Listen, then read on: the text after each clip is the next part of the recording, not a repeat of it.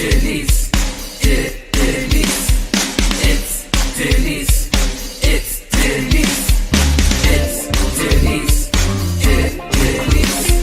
It's a podcast party. It's a podcast party. It's a podcast party. I gotta say, I feel like we're besties now after this. What's up, guys? It's Denise Salcedo.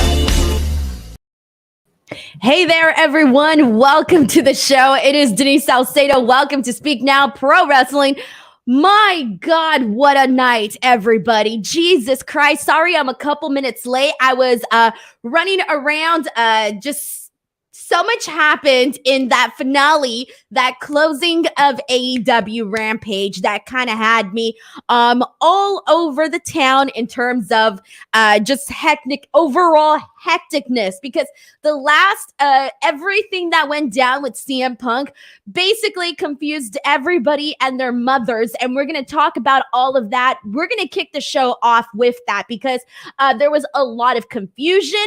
There were some decisions that were made that I think kind of has us questioning some things. So there's a lot to unpack here right now, everyone. So welcome to the show. We will get into the CM Punk stuff first, and then we'll review the rest of Rampage, and then I'll get into Smackdown. So there is a lot to get in here. But before we get started, if you are new to the show, welcome. Thank you guys so much for joining. If this is your first time, thank you for tuning in. And if you are a person that's been here before, just know, keep the chat going, guys. I don't bite. Send in comments, send in your thoughts, etc. Send them in, your ideas, your fantasy booking, whatever it is. Send them in the comment section. On top of that, if you would like to support this show, please send in a super chat at any point. If you do want to get your question, comment, or statement read on this show, 100% guaranteed you can do so by sending in a super chat. It gets your comment read and also helps support me and this show. We are kicking things off with Cadillac Carson super chat, who says, here you go, Denise, so you can have more than just a bagel for dinner. Thank you so much to Cadillac Carson. All right. So let's get into the CM Punk stuff, because let's be real, that's what everybody wants to talk about. And that's what's fresh in my mind right now. Okay, so let's discuss this.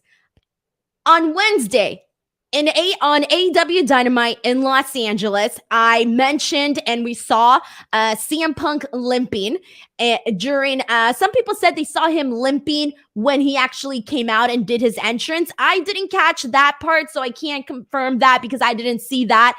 However, I saw the limping when the whole, thing went down with CM Punk and MJF during that commercial break, where he came out after MJF did his pipe bomb and CM Punk came out limping, and it looked like he wanted to talk to MJF.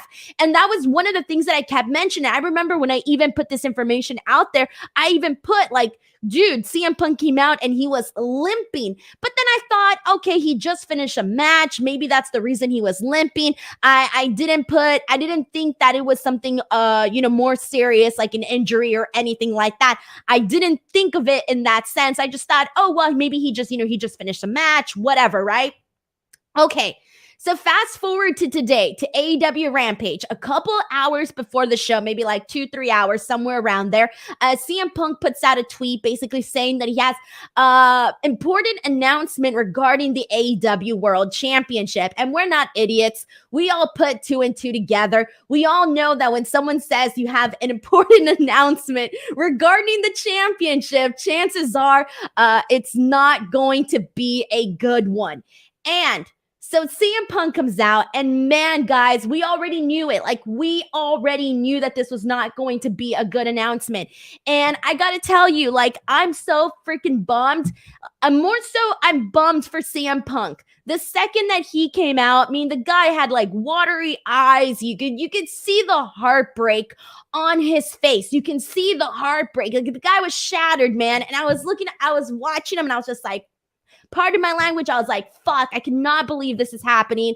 I feel so freaking bad for him. And the reason that is guys, this is CM Punk, man. Like, he just had like this fairy tale story where he's gone for several years from wrestling. You can say he fell out of love with wrestling, shit hit the fan. He finally comes back. He's in this promotion that wasn't a thing when he left wrestling and became a thing. And he's here in AEW. And, I remember being at that all out media scrum. I remember seeing him at multiple media scrums. I've attended every media scrum that CM Punk has been part of, and I've seen the progression of like him coming in, him becoming number one contender, him all of a sudden becoming champion. It was like this huge progression, and during all of these media scrums, this was the number one thing you saw. If you watch these, you know what I'm talking about. The number one thing that you saw was him being so emotional over the fact that he even got this second opportunity in life, that he got this second opportunity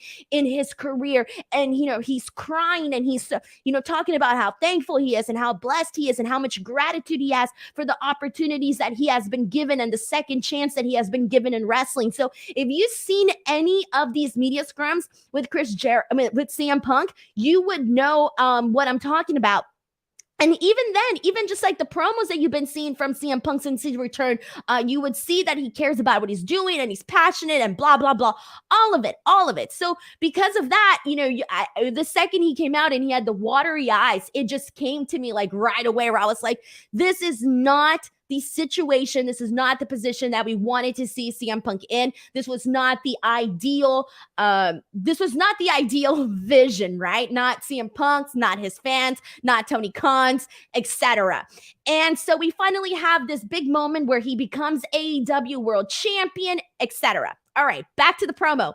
So today, the second we saw the watery eyes, we knew our suspicions were confirmed that he was injured. And so he basically starts talking about how in a previous promo, he had told the fans that he was going to keep going until the wheels had fallen off. And then he starts saying that he hopes that he hasn't disappointed the fans,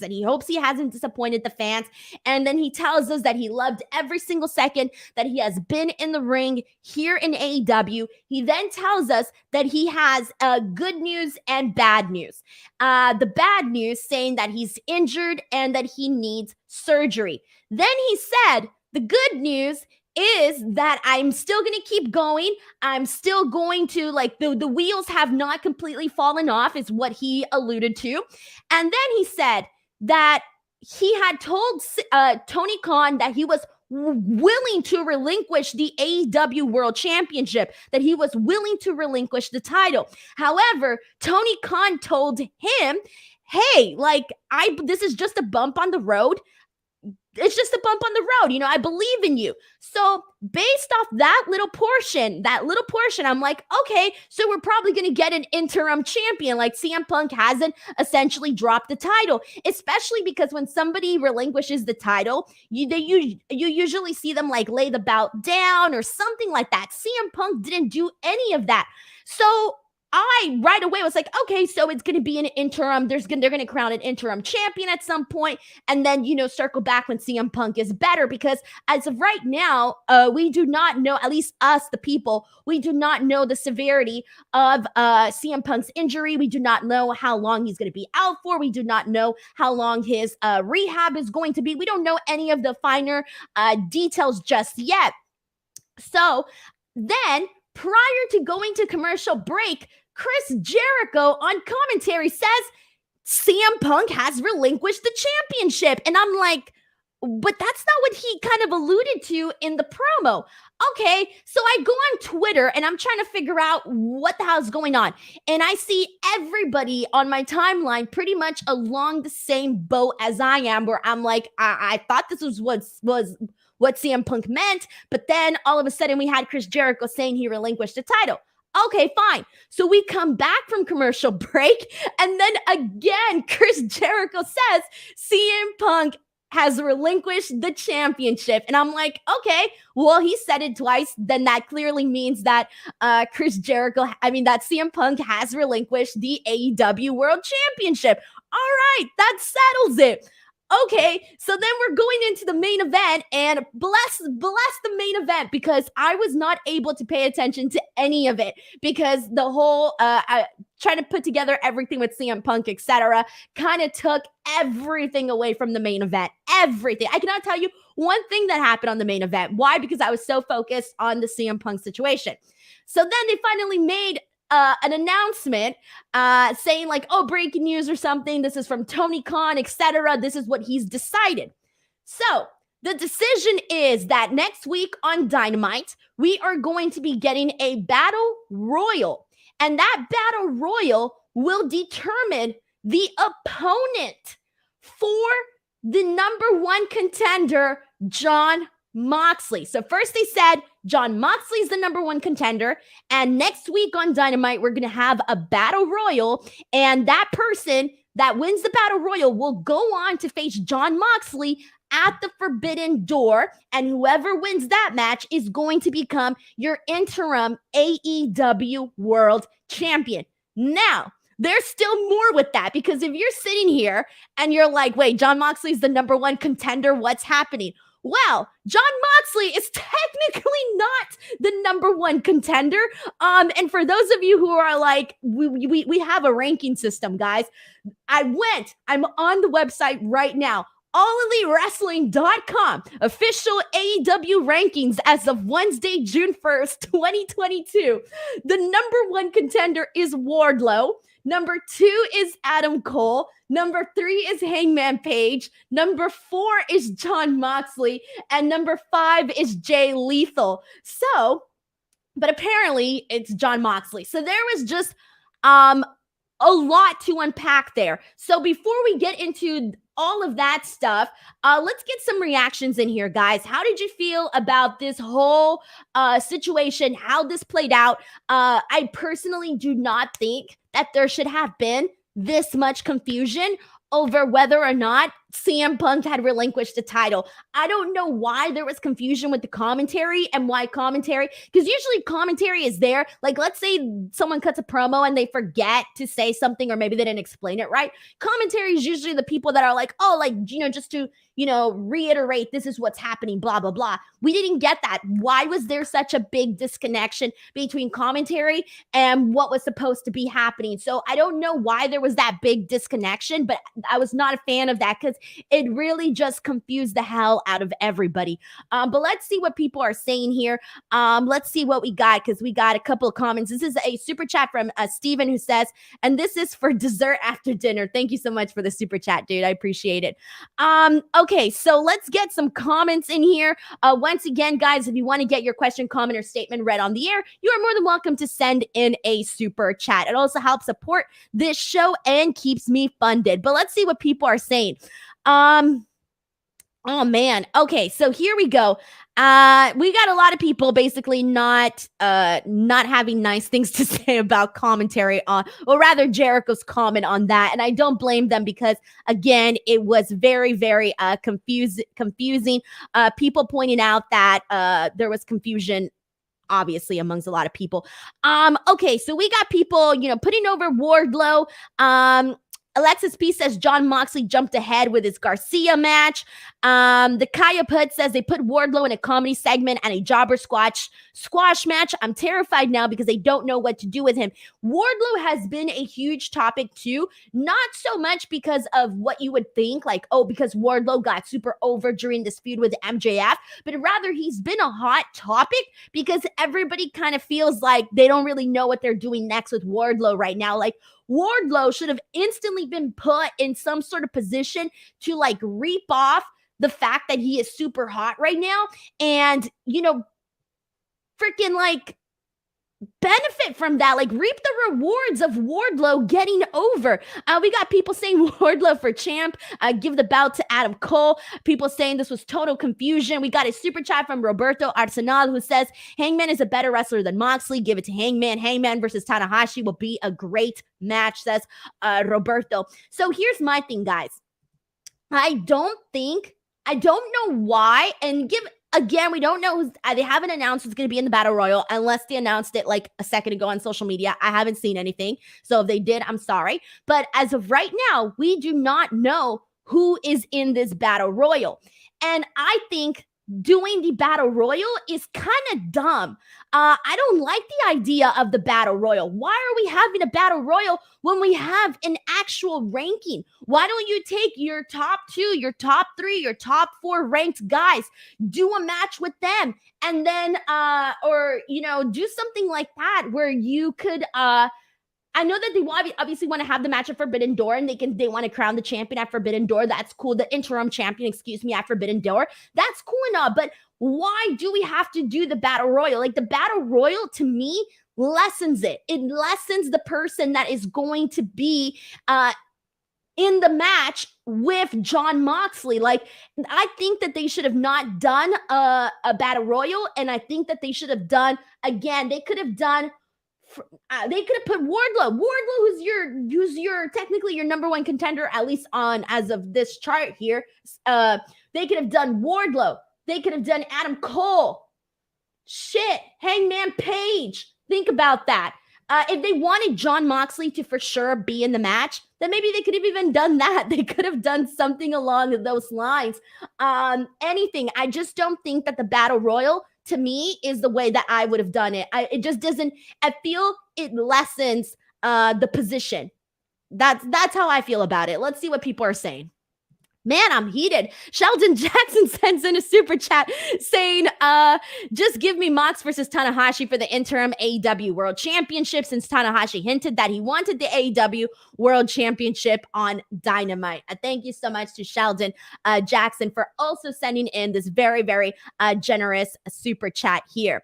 Pro Wrestling Fan says, to me, it seems like the winner of the Battle Royal will face Moxley in the main event of Dynamite, and the winner of that match will face Tanahashi at the title of Forbidden Door. No, they said that the winner Moxley's going to face whoever wins the Battle Royal at Forbidden Door. That's what they said. And then let's see. Redmond Survivor says the winner of the Battle Royal versus Moxley is happening on Dynamite, not at Forbidden Door. That is not what they said. Let's see. What are people saying? Is there confusion with that too? Let's see. I'm looking at the comments here. Make sure that I didn't mess up. Did I mess up now? All this confusion and everything's going crazy. Christopher Marino sends in a super chat saying, unless the winner is not in the top 5, like Miro, says Christopher Marino. Okay, so here we go. We got Redmond Survivor, who says that is what is said. Excalibur said the Battle Royal winner will face Mox on Dynamite. Okay, well, now I got to go ahead and fix that up there. Marcus Choi says, we are talking about Forbidden Door pay-per-view. The Battle Royal gives us the opportunity to let someone from New Japan Pro Wrestling to win the interim title. Bear in mind, this is Forbidden Door pay-per-view between New Japan Pro Wrestling and AEW. Thank you, Redmond Survivor says, Battle Royal to kick off Dynamite. Winner will face number 1 contender Jon Moxley in the main event for a shot at the interim AEW World Championship at Forbidden Door. Okay. Let me read that again. Battle Royal to kick off Dynamite. Winner will face number 1 contender Jon Moxley in the main event for a shot at the interim AEW World Championship at Forbidden Door. That's how I read it. What are you guys reading? All right. And then we got more people saying why Mox, he's not the number 1 contender. And everybody's saying it's confusing. Guys, I still read it that way, as in Twitch Face 4. Denise, are you pulling a Chris Jericho? Michael Mania says, I'm surprised AEW botched a simple announcement and made it so confusing. Like, even reading that verbatim, that doesn't tell me that the match is going to be at Dynamite. That tells me that the match is going to be at Forbidden Door. Am I crazy? Am I a crazy person right now? Okay. Zeno Hour says, SRS just tweeted, I gave up trying to tweet about that AEW title situation. I was confused as hell. Yeah. Thank you so much to Blair for sending in a super chat saying, Wardlow wins Battle Royal. Someone dressed in Burberry, hint, hint, screws Wardlow, and Mox wins AEW, wins interim AEW bout. See, here's the thing. I like the idea of Wardlow winning the Battle Royal, even though he's number 1 contender and shouldn't technically have to, but whatever. Let's say he does. Okay, fine. I do not think Wardlow should screw him. That storyline to me, for right now, it's done. Like Wardlow already got his his revenge. He already beat the living lights out of him at Double or Nothing. So why would he come out and screw Wardlow? Like that to me would feel like we're going backwards instead of forward. So I technically would not sign up on that idea, but I do like the idea of Wardlow coming in and winning the Battle Royal. Although, again, I really do wish it would have been a different structure of a match, because there's going to be other guys in that Battle Royal that I'm like, why would I want them to win this match? Like, they're not even like, there's going to be like non-top 10 ranked guys in that Battle Royal. Like, why would I want them to get to even have a shot at the AEW World Championship, interim AEW World Championship, you know? Like, it should have been like the top, some sort of match with like the top 3, top 5 ranked guys. Like, that's why the ranking system is there. Okay. Let's see. We got people saying, I think we're all feeling a little bit crazy right now. Andrew A sends in a super chat saying, I almost cried watching the promo after being at Double or Nothing and seeing my favorite win. Lovely to meet you at GCW. Sorry for being so nervous. Andrew, thank you so much. I really appreciate you coming up and saying hello to me at GCW and all of that. I love meeting you guys. Like, I love it so much. It literally makes my life, my day, my everything. And yeah, I kind of felt like, I felt emotional today, kind of seeing CM Punk just, you know, have to be put in that situation where he has to, you know, step away and not do what he wants to do. My name is Not Earl says the interim champion will be crowned at Forbidden Door. Mox and Battle Royal 1-on-1 for number 1 contender to face Tanahashi, probably. See, that's what I said. I'm so confused. I don't even know anymore. I give up, guys. I give up. I'm done. I am done. Let's see what we got here. We got so many different comments going on here. Andrew Cook says, how last minute was the doctor telling Punk he needed surgery for TK not to be able to make things clear to everyone backstage before the show? I'm almost wondering if it was one of those situations where they don't want any of this information being leaked to the SRSs of the world. So I feel like they kind of maybe kept it hush-hush and wanted people, including commentary, to possibly find out live and in the moment as everybody else. Maybe they didn't want this information to get out or any possibility of it being leaked. I don't know. Like, that's my only assumption, because like I said, why is there this disconnection between the commentary and what was actually happening here? We got a comment here saying New Japan is an equal footing as AEW, so you don't need a battle royal to get Tanahashi a title shot. Tanahashi being Tanahashi gets him a title match. The ace, man. Let's see what else we got here. Odesi says they just tweeted about it. Can you let me know what they tweeted, guys? Because if someone can just copy and paste what they tweeted for me, please put it in the chat. That would be absolutely phenomenal. All right. So, Pro Wrestling Fan says the Battle Royal winner will face Mox in the main event of Dynamite, and the winner of that match will fight the interim title of Forbidden Door. Okay. Oh man, I'm exhausted. All right, let me get this going. All right. Let's get into the rest of the show, and we'll talk more about CM Punk and all of this as more information rolls in and people send in the rest of all of this. Let's continue on because there's still so much to talk about here. So much. All right, so let's see. Let's go back. Let's rewind to the top of Rampage, where we got the Young Bucks versus the Lucha Brothers. Before we do, we got a super chat here from Zachary Busby. Thank you so much to Zachary, who says, a fatal four-way with the top-ranked contenders, Wardlow, Adam Cole, Hangman, Mox for championship would have sacrificed almost everyone and made a lot. Would have excuse me, let me correct that. I did not sacrifice, satisfied. Let me reread this. Zachary says, a fatal four-way with the top-ranked contenders, Wardlow, Cole, Hangman, Mox for the championship would have satisfied almost everyone and made a lot more sense. Exactly. Dude, Zachary, come host a show with me, because that is exactly what I was trying to get at and what I was saying at the beginning, is that would have made way more freaking sense. Way more freaking sense. And I think the people would have been like, hell yeah, let's freaking do it. We got a ranking system. That's the way it freaking works, right? Ooh, man, I'm hot.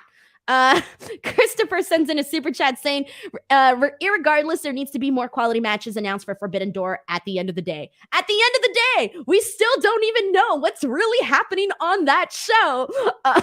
Thank you so much to Christopher for sending in this very generous super chat as well. Okay. My God. All right, so let's continue on from here. Let's get into what should not be overshadowed. This should not be overshadowed because of the whole CM Punk situation. But we need to seriously, and I mean seriously, like, please throw all the flowers on the stage, throw the bills, throw whatever. The Young Bucks versus the Lucha Brothers was freaking phenomenal, okay? This was better than so much. I want to come out here and really express how much I loved this match, and I cannot think of a way to let you, the people, know that I really love this match. I feel like I cannot put it over enough. First and foremost, please, let's give a round of applause to the Ontario crowd. They were phenomenal. They continued the Southern California electricity that Los Angeles had for AEW Dynamite. And Young Bucks versus Lucha Brothers, dude, it was just a freaking spot fest. I tweeted, I love the flippy shit. If you're into the flippy shit, this was your match. This was one of the things that you really enjoy seeing out of AEW. Now, this is the thing. We've seen Young Bucks Lucha Brothers before, and this is not like this is the first time. We've seen them work together in the past. And when an announcement like Bucks and Lucha Brothers is made, you know what kind of match you want to see. You know what kind of match you're expecting, and anything else would have been a disappointment. So they went out there, they hit all their freaking spots, man. I mean, it was insane. And this went pretty long. This went, like, for a Rampage, usually we don't always get these types of lengthy matches because, you know, they got to keep the show going. It's only an hour. They can only fit in so much on these shows, but they made sure to actually give us a lot of time. Shout out to the Young Bucks with their California gear, showing that California love. Thank God, because I love it. Obviously, you know, they're from here. We already know that. So am I. So I was very, very happy to see the Young Bucks with their California gear. Phenomenal. But let's talk about some of the things that actually happened in this match. I'm not going to recount every little thing, but some of my favorite portions were literally Nick Jackson and Rey Fenix going at it at the top of this match, both kicking each other, coming to their feet at the exact same time, both basically being on the same page and knowing what to expect from the competitor and the other person in the ring. So we had all, like, everybody hit their spot over the ropes, etc. Fenix then hits a beautiful tornado. Oh my God. He looks like, I don't know, a firecracker or something. Look great. The Bucks hitting their Hurricanrana, Rey Fenix doing the cutter, Tope con Hero from Rey Fenix. That was phenomenal. Matt does an elbow drop. Rey goes for the pin. Rey ends up getting Rey kicks out and it's a near fall. We had a couple near falls. I think there was like 3 or something like that. But regardless, every time that I thought the match was legitimately over, it was not. So they really, really sold me with the near falls. Like, I bought them each and every single time. I hate matches when people go for the pin like 100 times and you're like, come on, bro. Like, we know you hit them one time and all of a sudden you're going for the pin. We all know it ain't going to be a freaking 3 count. So I love when I actually buy the near falls. Like, if they're going to do a bunch of near falls, that's the point. You need to make sure the people actually buy everything that was done right before those near falls, and they made sure to do that. Rey Fenix doing the splash off of he was on the shoulders of Penta on the top rope doing his splash there. That was really cool. Penta doing the Canadian Destroyer, another near fall, the Meltzer driver from the Bucks, and then finally we end up seeing the Bucks unmask Penta, and I'm so happy that commentary made a note that if this would have happened, if this would have been Lucha Rules, that this would have been an automatic disqualification, so I'm very happy that commentary mentioned that, but the Young Bucks ended up super kicking Rey Fenix and getting the win here. So this was a phenomenal match. They kept it going for a good amount of time, and it got the people all riled up. It was just a fun time. It's the kind of stuff you like to see and you expect, especially from guys like the Young Bucks and the Lucha Brothers. So this was definitely a win all across the board. Cadillac Carson sends in a super chat saying that tag match is the kind of match that you show your friends who are not wrestling fans. They would get a kick out of it. 1000%. This is a match like if you want to show it to kids, families, your mom, whoever, those are the matches that they're going to be like, oh shit. This is what it's the thing. Like I feel, and I've noticed this, and we know this. I feel sometimes people look down upon fans that are into like the flippy shit, right? That are into the spot fest. I feel like sometimes fans look down on those fans, right? And I don't like that. I don't like that because I'm like, I watch wrestling to be entertained. And if this is entertaining to me, then why should I be like looked down upon? And I get there are people's stances, but damn, when you got these flippy shit matches, everybody, I don't care who you are, you're like, ooh, at least a couple of people. I mean, there's going to be these people that are like, nah, but for the most part, people are going to be like, ooh. Anyways, stand up for the flippy shit. That's what I'm here for. Thank you, Cadillac Carson, for the very generous super chat. I appreciate it. Let's see what else we got here. Desi the Beast says, I love the flippy shit. That's why I watch wrestling too. People who hate that are the boring fans. Like, I get it. Like, here's the thing. People are very different and people like and respond to different things. My whole thing is don't shame people. Like, if people just want to watch, that kind of wrestling, that style of wrestling, let them. Like, damn, like people should be allowed to like what they like when it comes to wrestling. All right, let's see what we got here. This is from Redmond, who says the stuff my non-regular wrestling watching friends they like the most is flippy lucha shit. Exactly. And why do you think lucha shows do so well? For lots of reasons. All right, let's go ahead and continue on from here. We got a quick squash match. Dude, did they even name the opponents for Hobbs and Starks? Like, please, if someone has their names, send them in because I didn't even catch them. And I never saw like a nameplate, and if they showed it, I'm very sorry because I completely missed it. Completely missed the nameplate. Anyways, it was a quick squash match. Hobbs and Starks get the win, so good for them here. All right. Then after this, we got Kiera Hogan versus Athena. Athena's official AEW, her AEW in-ring debut. And here's the thing. Like, I feel, and this is just based solely on observation, is that I think some people might have assumed that Athena was going to be a little bit more over than she actually was. I wouldn't say that Athena had, like, she got a huge pop, right? But I feel like at this point, whenever there's a surprise in AEW or like an unexpected person that's going to show up, people are going to react. People are going to pop for that because it's like, yeah, like we're here at the show where there's a surprise. Woo.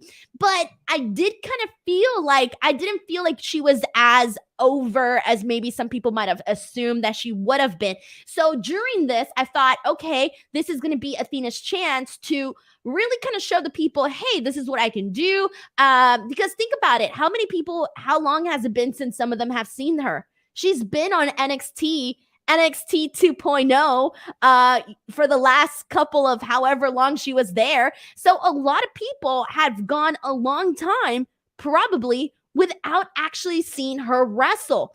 And so based on that, I'm thinking like, okay, like this was like an opportunity for her to remind people that, hey, this is what she can do, and this is why you should be a fan of me, and this is why I'm here.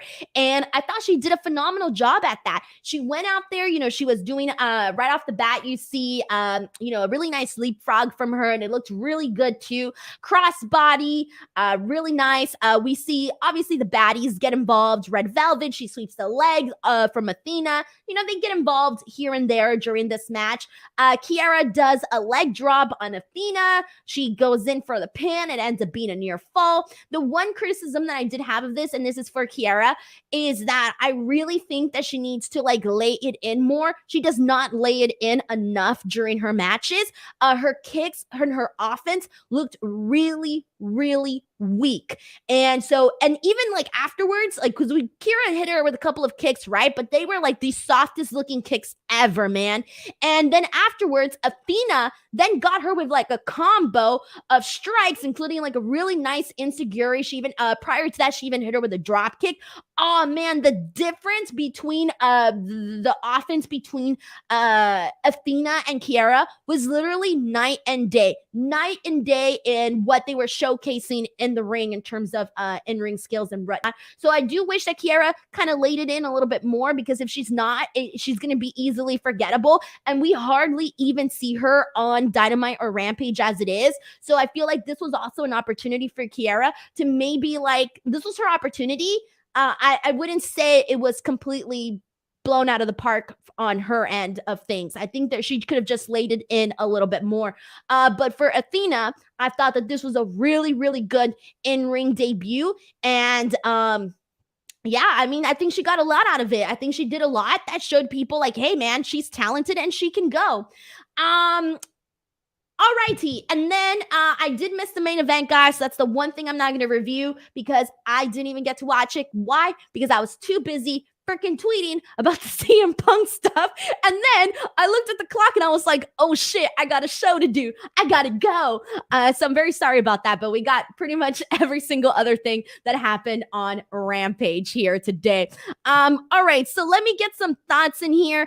We got a super chat from Christopher. Thank you so much to Christopher, who says, Denise, I saw the jobbers nameplates. They were Paywall King, Sean Mark, Sap, and the Time Master. They got worked. Dude, I thought you were being legit for a second. I fell for this. When I saw the Paywall King, I was like, what? What's happening there? Thank you so much, Christopher, for making me laugh there. Let's see what we got here. And I've already talked about this before too. Oh yeah, thank you to Aston Chu, who mentions the House of Black. We did get a promo. As you guys know, Julia Hart is officially Goth Julia now. I liked it. It was very simple. Just her basically saying like, this is what you guys wanted. Now, you know, we're here and this is happening. So good stuff there.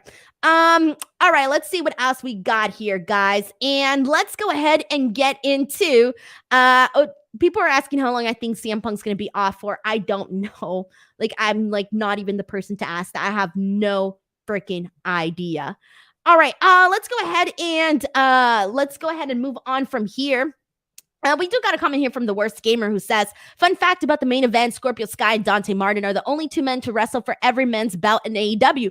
Dude, really? That's an awesome fun fact. Thank you so much for sending this in. I appreciate that. All right, guys, before we go ahead and move on, because this was a very eventful Rampage, I do want to go ahead and give a shout out to our sponsors, because without our sponsors, you know, they help out so much. They are my first sponsors ever for my Speak Now Pro Wrestling podcast. So I want to make sure to give them lots of love, man. This weekend, one of my followers legitimately won $1,000. Like, I'm not even jerking you around. They legitimately won $1,000 freaking dollars. Like, bro, even I was jealous. So they won $1,000 when they did the AEW Double or Nothing Pick'em contest. Wild. Anyways. So now you have a chance. You can enter the Hell in a Cell Pick'em contest. It is currently open right now. And for those of you who are like, what the hell is a Pick'em contest? Well, you go over to WrestleRumble.com. You purchase an entry. You can purchase multiple entries, depending on how much you want to actually, you know, do.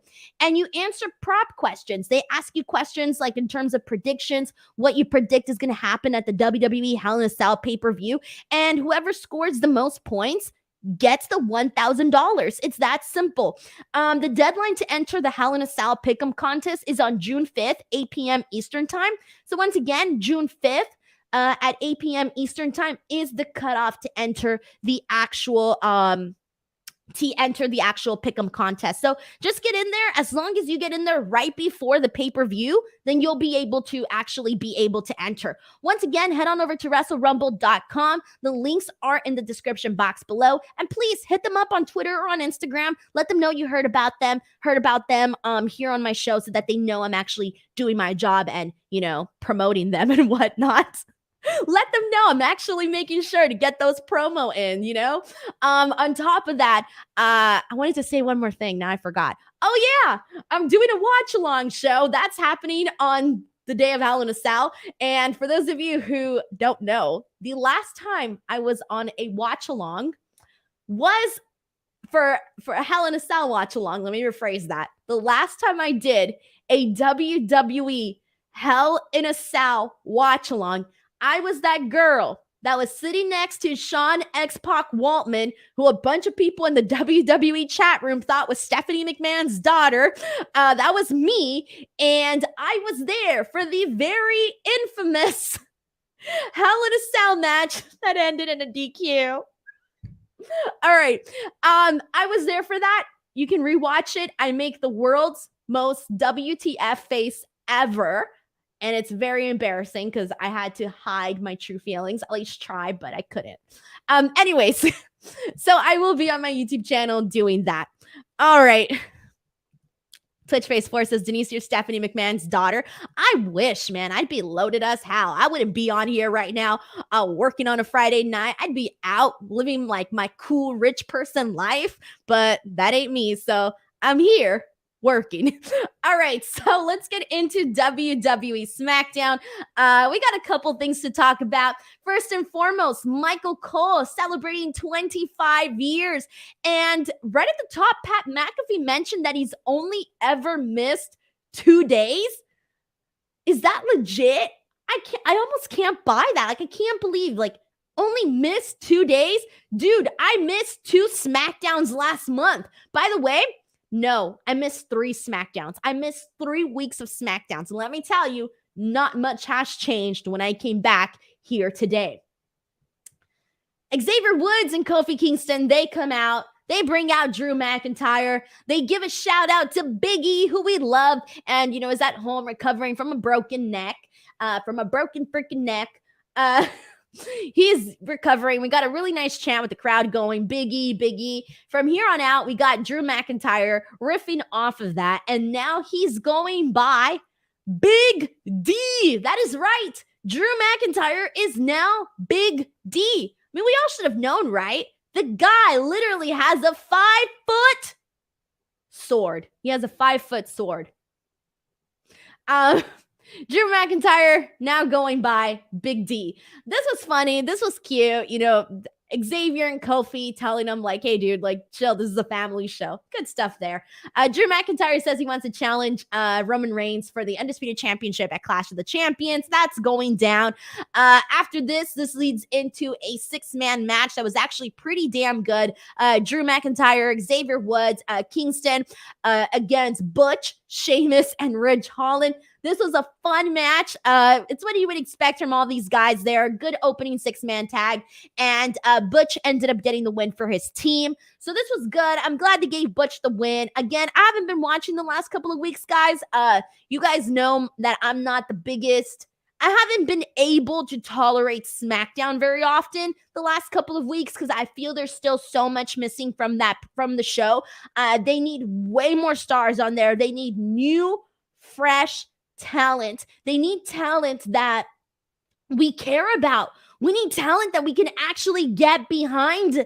They have a huge lack of that on SmackDown, and SmackDown was getting really hard for me to watch. And I said this before on a past couple of Friday shows where I kind of felt like it was easier for me to sit there and watch NXT 2.0 and Monday Night Raw than it was for SmackDown, which is not the thing you want to hear because SmackDown being on Fox is supposed to be like this big grand show. Now, I was out the last couple of weeks because I was, in New York, and then I was in Las Vegas, so I'm back. And I was wondering, how much have I actually missed from the show? How much of these storylines are going to be different? And I will tell you that I'm pretty much could have been gone for the whole month, and everything is pretty much the exact same. Not much has changed. I'm still seeing the same people in the same matches, and I'm still seeing this exact same storylines. And this is one thing that definitely needs to be switched up for SmackDown, because I was having a hard time getting through those shows. This show was a lot better.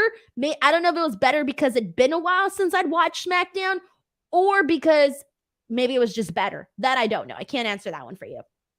But we got Max Dupree, the former LA Knight. He's been on SmackDown now. I did know that. That's new. Good. He's been somebody that we have been saying for the freaking longest that he should be on the main roster. This guy was made for the main roster. He may not be, he may not be Bryan Danielson in the ring, but the dude is good on the microphone. The dude has charisma. He brings energy.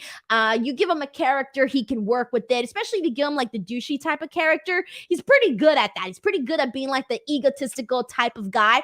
I like that. Max Dupree, good for him. I'm glad he's there. This is the spot that we have been trying to see him in on the main roster for quite some time. He's doing a modeling agent thing. This is new. This is the only part that's new for me on SmackDown, where I was like, what? He's a model manager, an agent? What? What's happening here? I forgot what he calls it. Can somebody send me the actual name? Because I know he calls it something, and I don't remember what it is actually. So send that in. But he's apparently going to unveil a new client next week. So good. I'm excited. Good for him. You know what? I'm rooting for you, Max Dupree. Thank you. Maximum Male Models. Maximum Male Models. This is great. Oh, I love that. I really, really love that. Maximum Male Models. Wait, did people catch that? That it's literally, Please tell me this has already been discussed in the IWC. That Maximum Male Models, the acronyms is MMM. I really hope y'all know. I really hope this has already been discussed in the IWC, because if it hasn't, y'all dropped the ball. All right, so moving on from here. So let me tell you guys a little story really quickly. I was going to go. The worst gamer says that's going to be the first t-shirt. Or it should be. Okay, I was going to go to AEW Rampage today. It was in Ontario, but I checked Waze, that's my go-to app, to see how long it was going to take me to get to Ontario. It's going to be an hour and 40 minutes to go, just to get there. An hour and 40 minutes, and I was like, okay, I'll probably be in the building for like maybe 3 hours, and then I'm going to have to drive back another hour and 40 minutes, maybe even a little bit more on the way back. I was not going to do it. I was like, nah, that's just too much. It's too much. Then I don't get to do my show. It's just a lot. I have responsibilities to do. And then I saw that the match that I was going to be watching on SmackDown was Jinder Mahal versus Humberto. I saw the title card, like the match card pop up. And I thought, damn, I stayed home to watch SmackDown so that I could watch Jinder Mahal versus Humberto. And then it was in that moment where I was like, fridge, I should have driven an hour and 40 minutes to and from to go to Ontario. That was my honest thought. That was my honest to God thought when they announced Jinder Mahal versus Humberto. I hate to be the bearer of bad news. I hate to be a negative Nancy, but I just don't care about watching Jinder Mahal versus Humberto.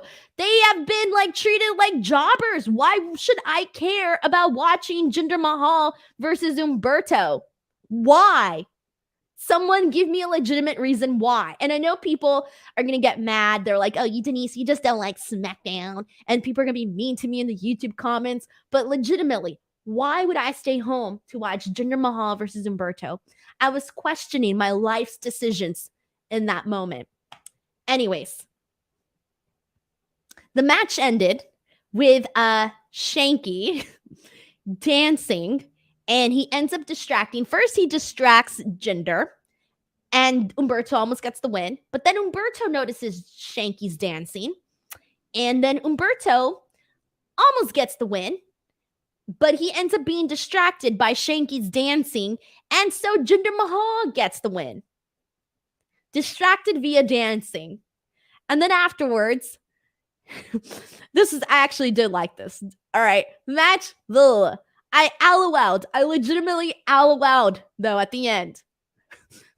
When we had Shanky really feeling himself.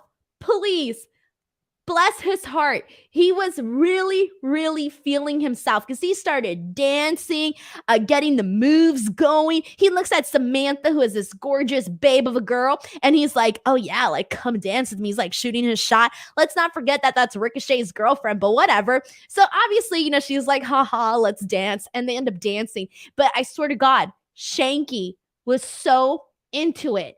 If you didn't watch this, at least watch Shanky dancing. That was good. All right, that was fine. I can't crap on that. That was fine. My God. After this, we had the six-pack challenge. Winner to face Ronda Rousey, Raquel Rodriguez, Shotzi, Natty, Shayna, Xylee, Aaliyah. Ronda's watching at ringside. Aaliyah gets locked out of her locker room. And I'm thinking she gets locked out by Shotzi. So Shotzi did not want her in this match. So she locks her into her locker room. And we go to commercial break and we come back and they're like, okay, so we're going to get this match started without Aaliyah. And I'm like, how are they going to get this match started without Aaliyah? Like, we had a whole entire commercial break. You're telling me nobody could go back there and open the door for her? I was thinking that. And then Aaliyah came out. So I'm glad she came out because it wouldn't have been believable. Like, really, nobody could have opened the door for poor Aaliyah. Think about that. But anyway, so she came out. They did this match. I think this match could have been a lot better. There really wasn't, to me, anybody that got to really stand out during this match.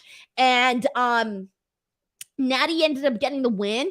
And now it's going to be Natty versus Ronda Rousey. That's okay, I guess.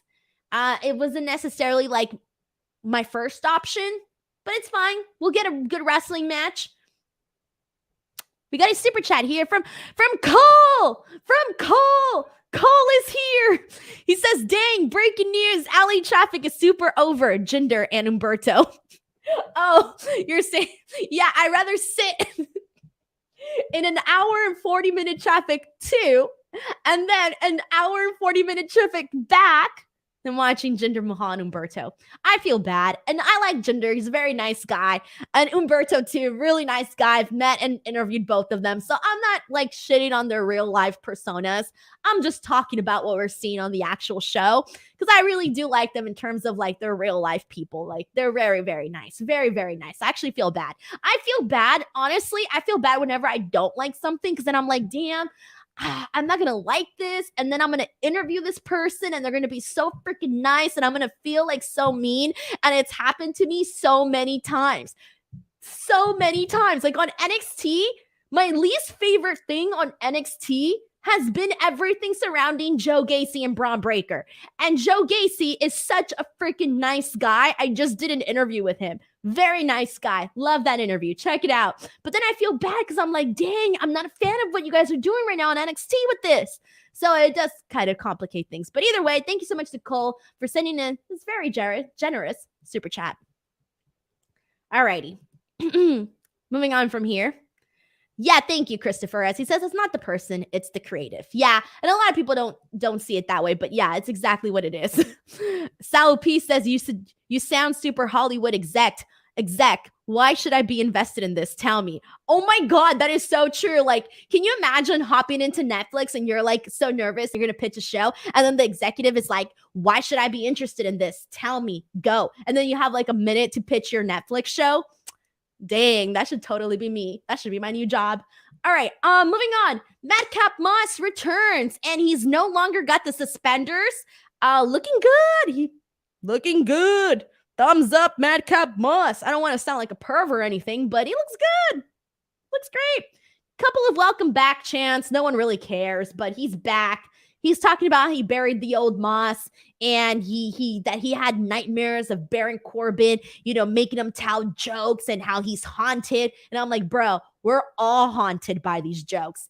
He then calls Baron Corbin the human fedora rack. That was funny. Baron Corbin comes out. This leads to Corbin versus Moss for that night. They have a match. It ends in DQ. So clearly we're going to have a no-holds-barred match at Hell in a Cell. So it's been one of the newest matches added to the Hell in a Cell card. It's fine. It's fine. This story has been being told for a bit, so it should be on Hell in a Cell. It's fine. Next week, Gunther versus Ricochet for the Intercontinental Championship. Gunther, they need to give Gunther the Intercontinental Championship stat. Okay? If Ricochet defeats Gunther in this match, I'm going to riot. And I'm sorry, but Gunther needs to win the freaking Intercontinental Championships. And I don't even want to have to explain my reasonings as to why, but he should. Okay? Gunther is, somebody that could be huge on the roster. And I'm not just talking size. I'm talking purpose and, potential with Gunther. Please, I do not want to see him lose to Ricochet. Give him the gold. Put him over. Build new stars. We already know what they see in Ricochet. We already know that they're not going to push him to past a certain level. There's still a chance there with Gunther. Lastly, we got the title match between Shinsuke Nakamura and teaming up with Riddle and going up against the Usos. But before I get to that, we have a super chat here from Brandon Rosen. Thank you so much to Brandon, who says, didn't watch SmackDown tonight, and I'm damned to be happy watching this podcast instead to confirm that I missed absolutely nothing. Love you, Denise. Brandon, I'm choking right now because I'm here telling you how nothing pretty much happened, and it's heartbreaking. It's heartbreaking because I sat here the 2 hours. I watched live. I have to watch live because I'm on the West Coast and I could only watch on Fox Sports on the website.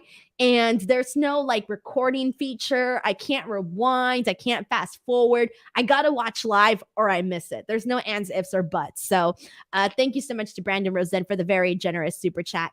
All right. So let's go ahead and continue on from here. So after this, we had the main event, the title match, the Usos versus Shinsuke and Riddle. And they basically did an injury angle here. So they had Shinsuke Nakamura do a running knee, but instead of getting one of the Usos, he ends up hitting his knee on steel steps. And then afterwards, I forgot if it was Jimmy or Jay, but one of them kicks him in the back of the knee. And so they end up doing a whole injury angle around Shinsuke Nakamura. Shinsuke Nakamura is taken out, so Matt Riddle has to finish this match by himself. And I actually really loved the finish because it was freaking hilarious. So they had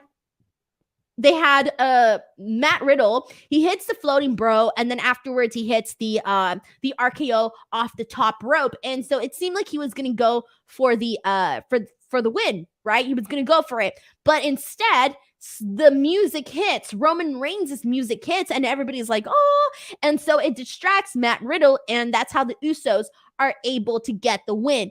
But it's later revealed afterwards because Roman Reigns never actually came out. So it was revealed afterwards that Sami Zayn was in the production truck and he was the one who had cued the music in order to help the Usos get the win. So I thought it was really funny. I love Sami Zayn. So I'm a very big sucker for everything that Sami Zayn does. I end up being a huge fan of. So I like the ending. I'm like, all right, it was fine. It was good. No harm, no foul. So there you go. That was the finish of SmackDown. All right. So that is today. Thank you guys so much, as always, for joining me here today. I appreciate all of you. If you had a good time, please help me spread the word about this podcast. Let people know that you guys watch Speak Now Pro Wrestling. Without you guys, I am nothing. So thank you guys so much consistently for your support. I will see you on my watch along over on my YouTube channel, youtube.com/Denise Salcedo. I'm about to hit 60,000 subscribers. Please head on over there if you haven't already. And also make sure to give this video a like and subscribe to the channel. Other than that, guys, have an awesome weekend. I'll see you all later. Bye, everyone. Thanks.